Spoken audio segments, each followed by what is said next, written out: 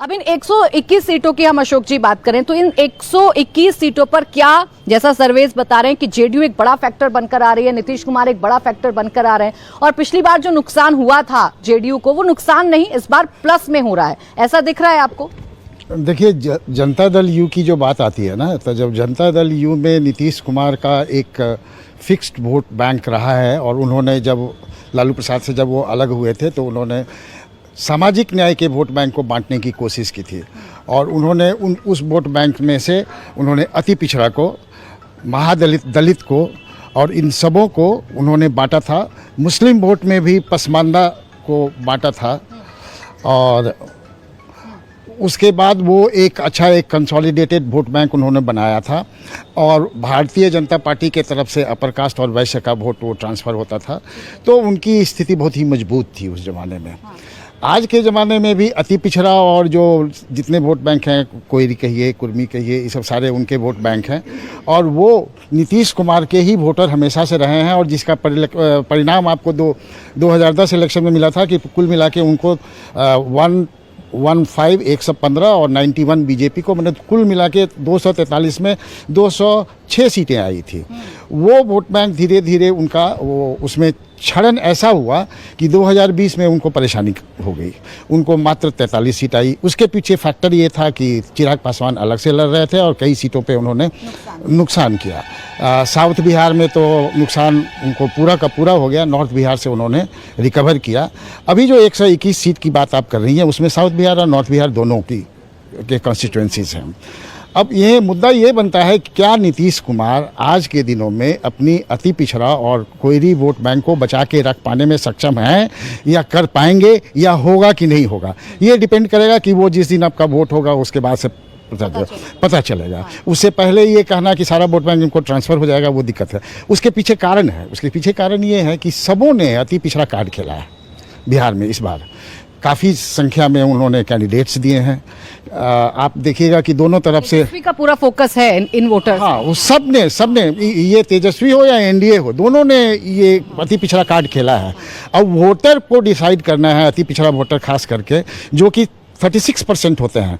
आप अगर वैसे देखिए तो नीतीश कुमार के पास 36% अति पिछड़ा का वोट, करीब 4-5%, 6% अगर मिला दीजिए तो कोयरी कुर्मी का मिला के उनके पास 42% वोट की ताकत है उनके पास। ठीक है, यानी आप कह रहे हैं कि अति पिछड़ा वोट अगर इधर ट्रांसफर पूरी तरीके से होता है जेडीयू की तरफ तो नीतीश उभर कर आएंगे, फिर से वो आ जाएंगे। और अगर इसी रीजन की बात करें यहाँ पर संजय जी, तो 5 मंत्री हैं, 5 मंत्री इसी 121 सीटों पर आते हैं जिसमें सम्राट चौधरी, विजय सिन्हा, मंगल पांडे, केदार गुप्ता और सुनील कुमार हैं। सर्वेस जी बता रहे हैं कि 5 जो मंत्री हैं ये अपने गढ़ को बचाने में, अपनी सीटों को बचाने में कामयाब दिख रहे हैं।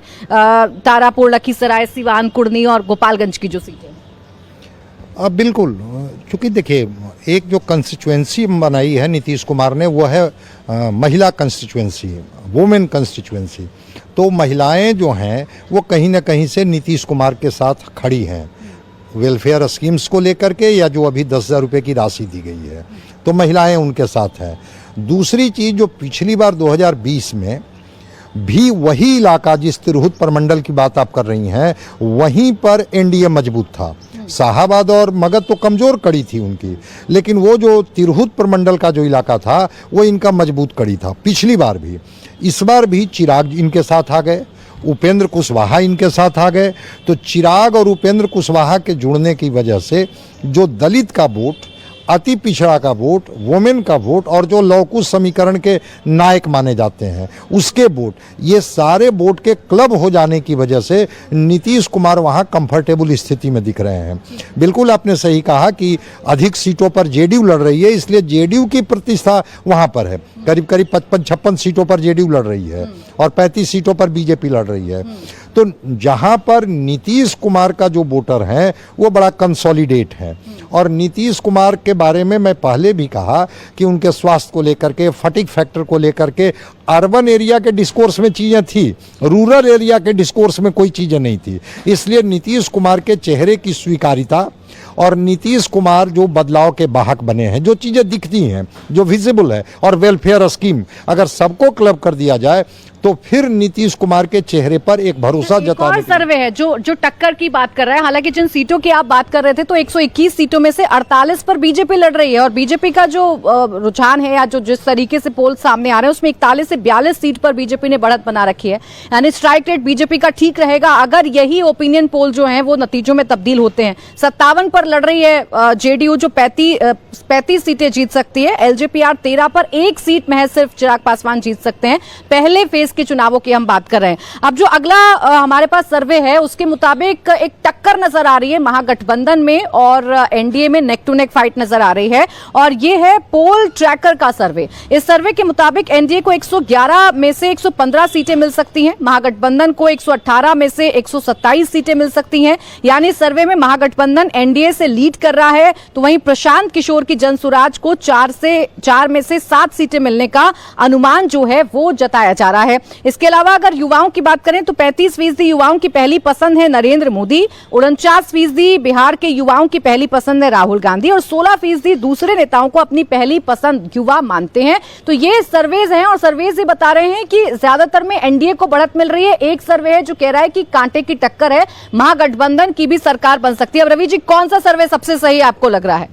देखिए, सर्वे पर बोल पाना जल्दी होगा, वो उनका सैंपल साइज क्या है। सबसे बड़ी बात है कि अगर यदि कोई सर्वे करता है, कोई भी एजेंसी करती है, तो उसका सैंपल साइज क्या है, कितने लोगों का उन्होंने सर्वे किया, कहाँ पे किया, इस पर डिपेंड करता है। ठीक है, सर्वे आपने देखा भी था कि बीते विधानसभा के चुनाव में किस तरीके से सर्वे से के रिपोर्ट के आधार पर ही जो है सो सरकार बन भी रही थी, बिगड़ भी रही थी, और पटाखे भी फूटने लगे थे। उसके बाद का देखिए नतीजा, परिणाम बदल गया था। बिहार की बात हम कर रहे हैं, तो ये देखिए सबसे बड़ी बात है, सैंपल साइज देखिए उसके बाद। और निश्चित रूप से जो समीकरण की बात कही जा रही है कि 2020 में समीकरण कुछ अलग था, इस बार समीकरण एनडीए का या महागठबंधन का, तो इस बार भी जो है सो वीआईपी इधर आई है और आईपी गुप्ता आए हैं, जो अब अशोक मिश्रा जी कह रहे थे जिस बात को कि अभी नीतीश कुमार के पास में पिछड़ा की बात है, तो किस समाज से आईपी गुप्ता आते हैं जो महागठबंधन में है, इस पर भी देखिए। और उनकी पकड़ भी है, ऐसी बात तो नहीं है कि नहीं पकड़ है, तो वो आपने बिहार की मानी धरती पर उन्होंने समय समय पर अपने आप को सिद्ध करके दिखाया भी है। तो इतनी बात तो समझ में आ रही है कि वह उसी वोट पर ही जो है सो समीकरण बदलता हुआ या बिगड़ता हुआ दिखाई पड़ेगा।